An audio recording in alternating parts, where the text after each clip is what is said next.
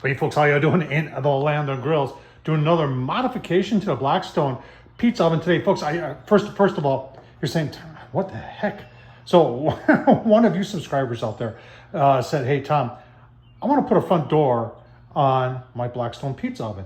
And I thought for a while, and then I said, you know, going back to the original Blackstone Pizza Oven, you had access from both sides.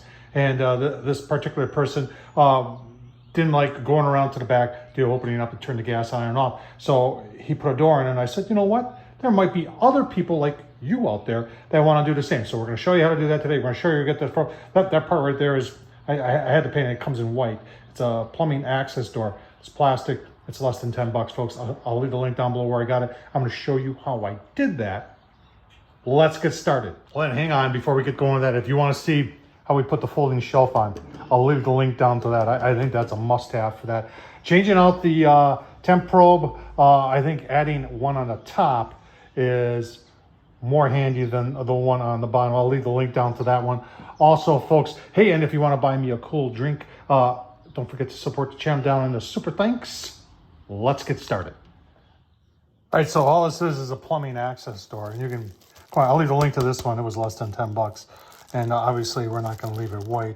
I think we'll just paint it black, but as you can see, there ain't much to it. And there's all different sizes. This is the 8x8, and you can do whatever you want. But I think it's a really decent idea here. And it's got the little door that flips open here, and just like that. And we're going to line it up, center it, cut, install, take it off, give it a coat of paint, and call it good. And we'll have an access door from the front to turn on and off the gas on your Blackstone. That's a great idea. All right, so I removed the door part here, and you can't see it, but I have traced out where I'm going to cut. Basically, I'm lining it up on the holes. I went four holes down, 9 holes in, 9 holes in, and then I traced the inside of the door. And now I'm going to cut. Now I did, we're going to be making sparks. So I did remove the propane tank. Better to be on the safe side. Let's get the cutting. All right, so don't forget your safety glasses. Now, could you use a Sawzall? Yeah, you could. Could you use a jigsaw with a metal cutting blade in it? Yeah, you could. Or you could use this. And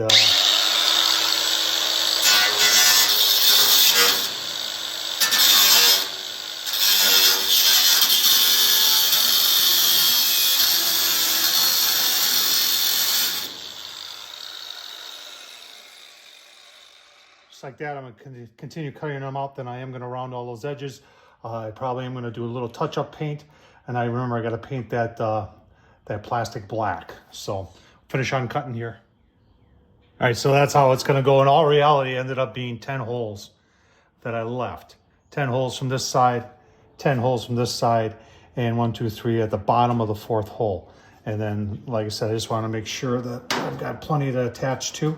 And I am going to grind a little bit of this down. Remember, we shouldn't be, but yeah, we got to deburr it. And going to paint this with some Rust-Oleum. That's for plastic.